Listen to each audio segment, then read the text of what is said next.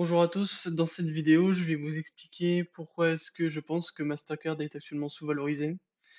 Bon, j'imagine que vous connaissez tous Mastercard ou Visa. En fait, c'est une entreprise s'occupe du réseau de paiement dans le monde entier via les cartes bancaires à la fois de débit et de crédit.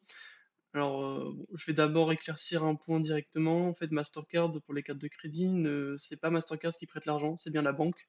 Donc Mastercard ne prend pas en charge le risque de non-paiement des créances. Mastercard s'occupe uniquement de tout ce qui va être du réseau de paiement ainsi que des services que Mastercard offre aux banques. Voilà. Donc je vais détailler tout ça dans cette vidéo à la fois d'abord en détaillant le business model, ensuite la valorisation actuelle de Mastercard, ensuite à la fin un DCF de l'action Mastercard. Alors bon, Mastercard est présent dans le monde entier, mis à part la Russie et quelques pays sous sanctions. Mastercard est accepté dans plus de 150 millions que ce soit de magasins, restaurants, commerces, etc. Et supporte plus de 200 milliards de transactions par an. Alors là, les données que vous voyez, ça date de 2024, donc ça a encore augmenté depuis. Donc en fait, Mastercard bénéficie de l'augmentation du nombre de cartes et du nombre de commerces supportant son réseau. Et ça lui permet d'offrir aussi des services autres que uniquement le réseau de paiement. Le but de Mastercard, c'est de réussir à continuer à s'insérer dans cette dynamique, on va dire, séculaire de la digitalisation et euh, du passage à la carte bancaire de plein de transactions qui étaient faites auparavant via du cash. Donc le cash, c'est pas, en fait, l'État préfère que ce soit fait via les cartes bancaires. Ça lui permet qu'il y ait moins de commerce au noir et qu'ils puissent mieux, on va dire, taxer les différents flux. Les opportunités, là où en fait, le passage, à la carte bancaire, c'est pas encore vraiment fait, ça va être, tout ce qui est transport en commun. Je sais pas si c'est le cas chez vous, mais dans plusieurs villes maintenant, dans le monde entier, en fait, vous pouvez directement payer par votre carte bancaire. Ça, c'est des opportunités de croissance encore pour Mastercard. Bon, continuer encore dans l'étoffement du network comme Mastercard qui n'est pas encore aussi grand que celui de Visa. Et enfin, tout ce qui va être portefeuilles digitaux, payer avec son téléphone, payer via des QR codes, etc. Tout ce qui va être aussi dans la digital economy, donc les, euh, les abonnements en ligne, tous vos paiements en ligne, si vous lancez votre propre business, etc. Donc ça va être encore des opportunités de croissance pour Mastercard. Et là où ils sont pas encore trop présents, ça va être pour tous les paiements, que ce soit d'électricité ou autre, directement par prélèvement bancaire, les paiements des impôts, tout ce qui va être au couronnement. Pour la santé aussi, il y a beaucoup de médecins qui prennent pas la carte bancaire et c'est encore assez peu utilisé. Et enfin, surtout, une très grosse opportunité, c'est pour le paiement de tout ce qui va être loyer. Ça commence à se faire un peu aux États-Unis, des paiements de loyer directement via la carte de débit ou carte de crédit qui permet d'avoir du cashback et ce genre de récompense et qui vient donc augmenter les flux encore une fois pour Mastercard. Et ça permet en fait d'améliorer la rapidité de la transaction, la sécurité, et ce genre de choses. Donc les locataires et les propriétaires sont assez demandeurs en général. Donc en fait, leur but c'est de continuer à proposer la valeur ajoutée sur les transactions, tout ce qui va être paiement instantané aussi. Maintenant, par exemple, sur Amazon, vous pouvez payer en un clic. Donc ça, c'est le genre de choses qu'ils essaient de mettre en place Mastercard, tout en mettant en place évidemment de la protection par rapport à tout ce qui va être arnaque et paiement frauduleux. Donc en fait, bon, Mastercard est assez lié juste à la croissance du PIB mondial, qui est estimé à plus de 3% par an au niveau mondial. Et surtout, par exemple, pour un autre driver de croissance qui est vraiment encore pas du tout adressé par les cartes de débit et crédit, ça va être tous les paiements business to business. Vous, quand vous utilisez votre carte de crédit, c'est pour du B2C, donc business to customer. Ça va être vous directement qui êtes dans un magasin, mais la carte est encore très, très peu utilisée pour, tous les paiements entre entreprises. Donc ça, en fait, il y a un TAM, donc Total Addressable Market de 77 milliards et pour l'instant, il y a que 5 qui se fait par carte. Donc c'est encore une grosse opportunité de croissance pour Mastercard. Surtout qu'il y a beaucoup d'histoires de fraude et d'arnaques pour le B2B, alors qu'il y a plus trop ça pour le B2C grâce, au paiement par carte justement. Donc voilà, ils continuent d'investir dans leurs, solutions de sécurité, en fait, ils proposent des value added services, donc c'est VAS selon leur terminologie, qui sont à la fois surtout liés à la sécurité. Ils aident leurs clients à savoir comment mieux engager leurs clients avec les systèmes de fidélité et autres. Et surtout, en fait, comme Mastercard dispose d'un trésor de guerre de données énorme, ils peuvent en fait aider leurs clients à avoir des données sur le consommateur et mieux préparer leur marketing. Donc ça en fait c'est euh, tous les services qu'ils proposent à leurs clients. Donc ça va être à la fois donc, du data et analytics, comme je l'ai dit, euh, des services pour le marketing, loyalty, c'est les programmes de fidélité, tout ce qui est authentification, ça c'est super important pour les paiements en ligne et autres. Euh, les bénéfices pour les cardholders, donc ça va être tous les programmes de fidélité que vous allez avoir, tout le cashback qui va être proposé pour aller acheter sur un site ou un autre. Donc ça, en fait, c'est des services que les clients sont prêts à payer pour recevoir plus de transactions de la part des clients qui ont des Mastercard. Donc voilà, donc ils ont en fait des milliards de transactions par an. Et en fait, pour moi, en fait, le point le plus important, c'est qu'ils ont plus de 15 pétabytes de data sur des années, des années, des dizaines d'années de transactions dans plus de 150 millions de commerces dans le monde entier par les plusieurs milliards de cartes Mastercard qui sont en circulation. Donc, le total addressable market des services est estimé de leur part à 500 milliards de dollars. Pour information, ils font actuellement 13 milliards de chiffre d'affaires. Donc, c'est tout un nouveau segment de marché, tandis que en fait, leur autre segment de chiffre d'affaires de réseau de paiement est en plus faible croissance, une croissance proche de 10%, alors que le taux de croissance moyen pour les services ajoutés se situe plus proche des 20%. Donc ça, c'est en fait tous les services qui proposent avant la transaction, pendant la transaction et après la transaction. Donc je vous laisse mettre sur pause si vous voulez.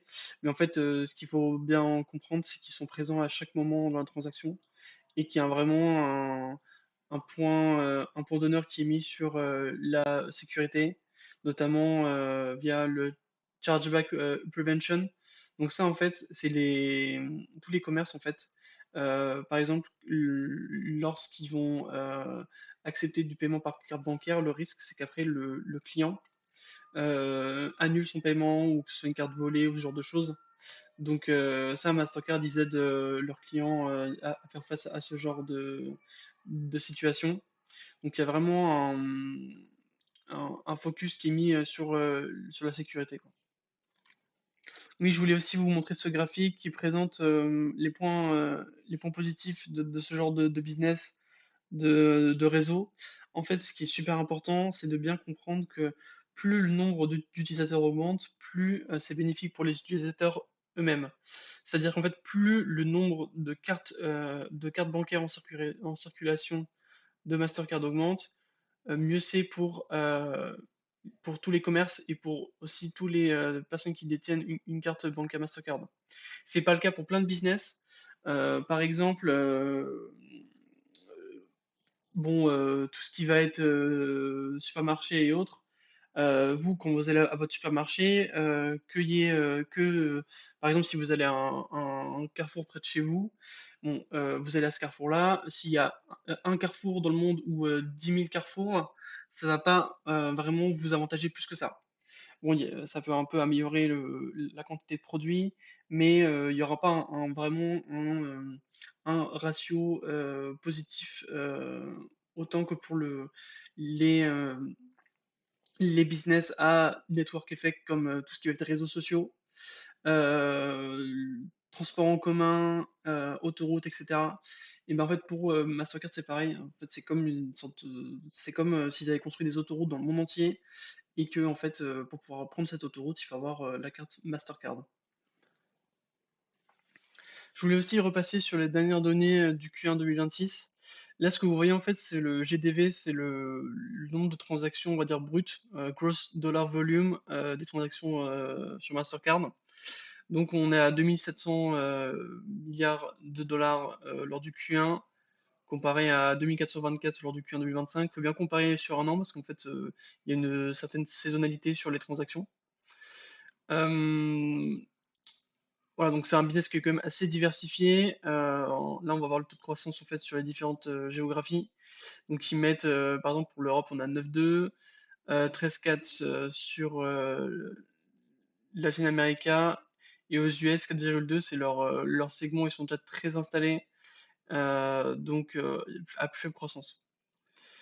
Ça nous fait en fait au niveau global, voilà, sur toute l'année 2025, on était à plus de 10 000 milliards, 10 646 milliards de transactions supportées par Mastercard, sachant qu'en fait, eux, ils prennent environ 0,35% de chaque transaction et ils reversent une partie aux banques pour les inciter à avoir des cartes Mastercard, ce qui fait qu'ils ont un taux net à peu près de 0,19%, quoi.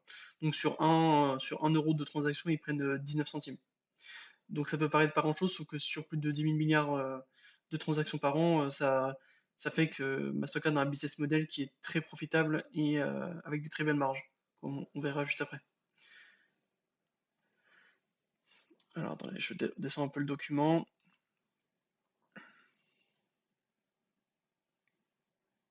Voilà.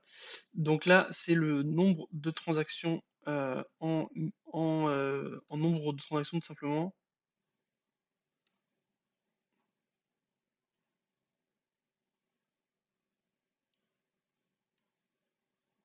Voilà, donc là, c'est le nombre de transactions en millions de transactions. Sur 2025, on était à 210 millions de transactions sur le réseau Mastercard. Là, actuellement, au Q1 2026, on a 52 millions contre 48 millions au Q1 2025. Donc là, en fait, il détaille en fait, la croissance des transactions.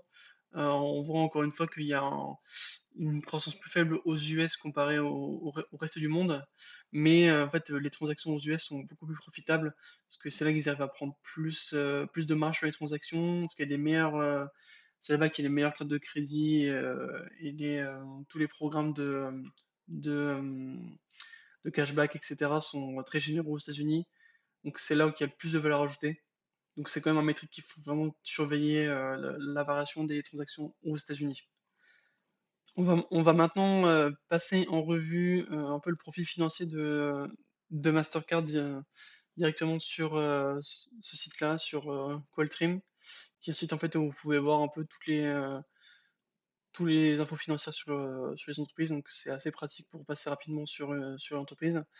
Bon, c'est une boîte d'une capitale 440 milliards de dollars qui a des très bonnes marges, comme vous pouvez le voir, de par le business model que j'ai expliqué avant, en fait, qui fait qu'ils ont besoin de mettre de l'argent pour créer leur réseau de paiement et ensuite, en fait, chaque utilisateur en plus qui s'ajoute, en fait, ça rajoute pas de coût. Donc, en fait, ils ont construit les autoroutes et chaque voiture qui passe en plus dessus, ça ne leur rajoute pas de coût, quoi. Comparé à. Donc voilà, c'est une image des autoroutes, je trouve, qui est assez simple qui permet de comprendre leur business model.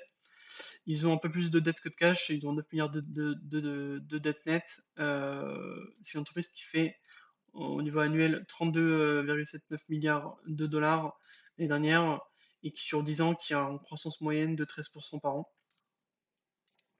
On peut voir que même lors de la crise 2008-2009, le chiffre d'affaires a continué de progresser.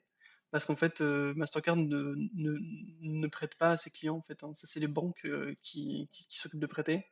Eux, ils s'occupent vraiment, des transactions et les transactions ont tendance à augmenter, avec le PIB et aussi, au fur et à mesure de la digitalisation et du passage aux cartes bleues des économies. La seule année de baisse, c'est 2020. Bon, ça, c'est plutôt logique avec le Covid, mais sinon, en fait, on est vraiment sur une croissance, continue, du chiffre d'affaires. Le nombre total de cartes bleues en circulation s'approche des 3 000 000 000.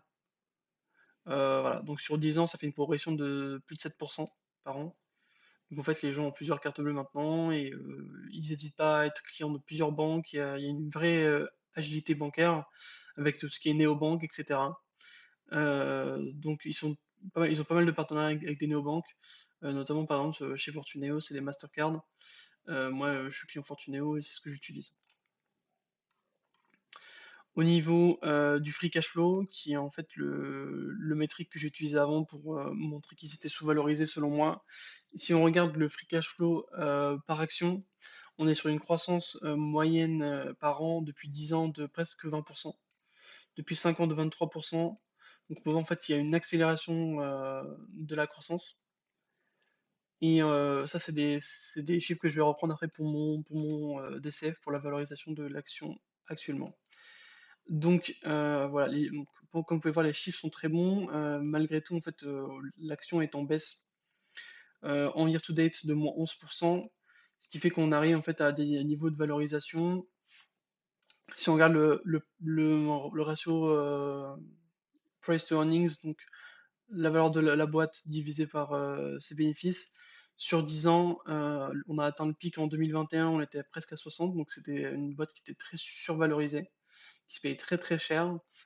Et tout en bas, lors du Covid, on est descendu à, un peu au-dessus de 25 quoi, 26 voilà. Actuellement, on est à 28, donc on est un peu plus cher qu'au Covid, en termes de valorisation en price to earnings. Par contre, en fait, si on regarde, un peu de la même manière qu'un dividend yield, mais en prenant juste le free cash flow, en fait, si on prend comme, le free cash flow qu'on compare, au total de la valeur boursière, on est à 3,8. Ce qui fait qu'on est plus haut que pendant le Covid. On est revenu en fait à des niveaux qui étaient, pré-Covid, quand l'entreprise était beaucoup plus petite, quoi. Donc voilà, pour moi la valorisation est vraiment, attractive, actuellement, sachant qu'ils continuent de, racheter, les actions, leurs propres actions et de les annuler à un rythme de 2 par an. Donc en fait, ça fait que vous, si vous êtes actionnaire, votre part du gâteau augmente tous les ans sans que vous ayez rien à faire. Ce qui est contraire à plein d'entreprises qui émettent des actions pour se financer et qui du coup diluent, leurs actionnaires. Bah, là, c'est pas du tout le cas. OK. Maintenant, on va passer sur, le DCF que j'ai fait pour Mastercard en reprenant en fait, en basant vraiment sur comme, hypothèse sur les variations historiques, que ce soit du chiffre d'affaires, free cash flow et marge.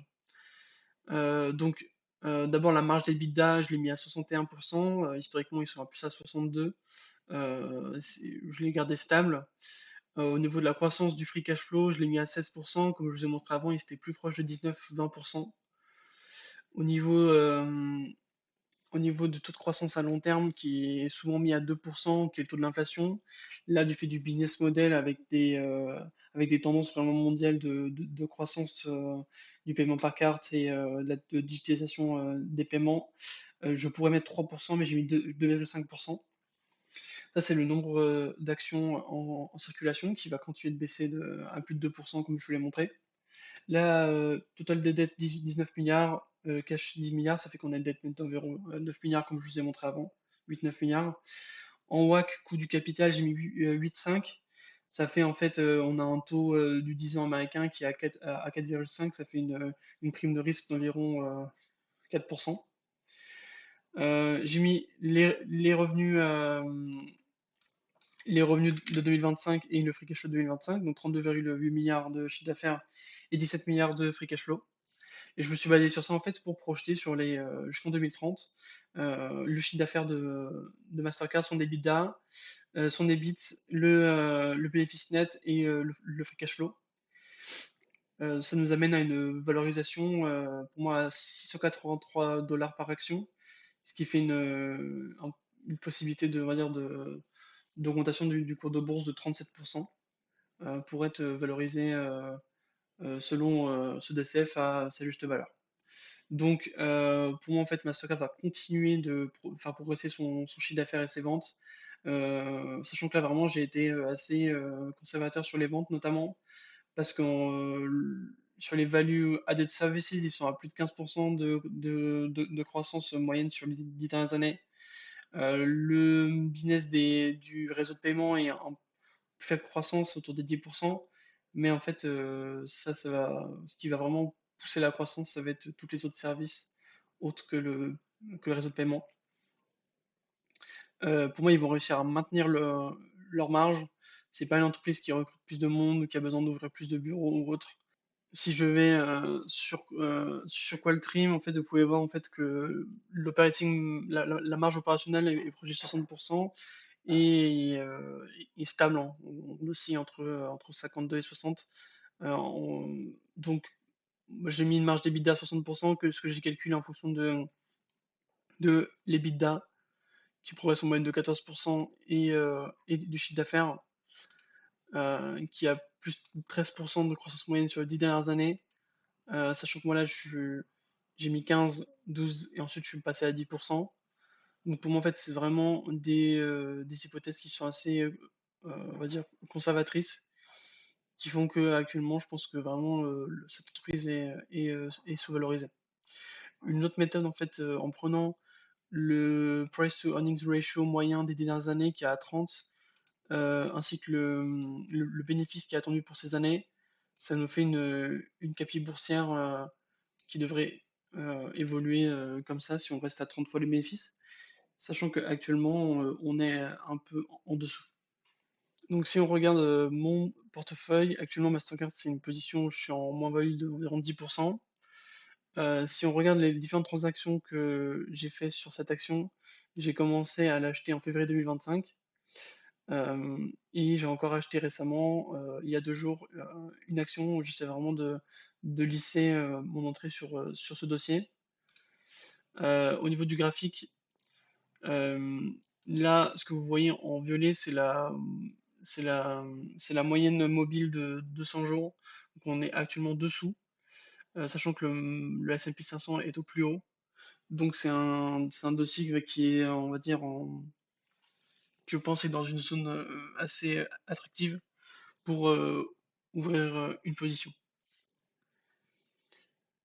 Voilà, donc c'est tout pour Mastercard. Je ferai peut-être d'autres vidéos dessus au fur et à mesure.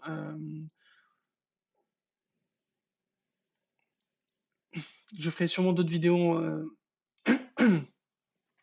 Je ferai sûrement d'autres vidéos lorsqu'ils présenteront leurs résultats financiers du T2 lors du 30 juillet. En attendant, c'est un dossier que je surveille pour moi vraiment bien valorisé.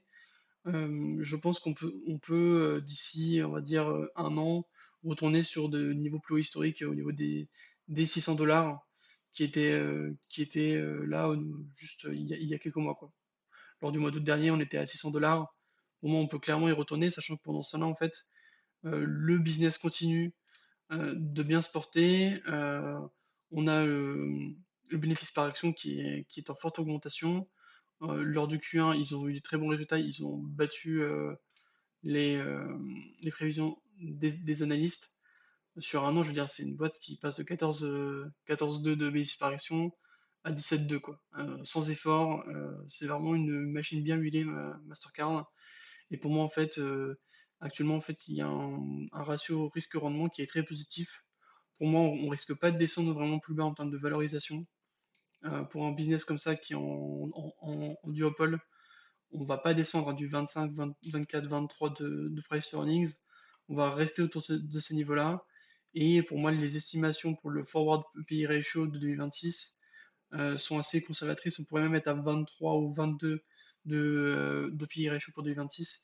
Ce qui fait qu'en fait, l'entreprise est valorisée comme n'importe quelle autre entreprise du S&P 500, sachant que c'est une entreprise qui a un moat et qui est en situation vraiment d'oligopole sur le marché. Donc pour moi, je vois pas pourquoi, l'entreprise, devrait baisser, sur un an. Voilà, c'est tout pour cette vidéo. Je vais faire sûrement d'autres vidéos sur mes autres positions, sur cette chaîne. N'hésitez pas à vous abonner ou à laisser un commentaire et je vous souhaite une très bonne journée. Ciao, ciao.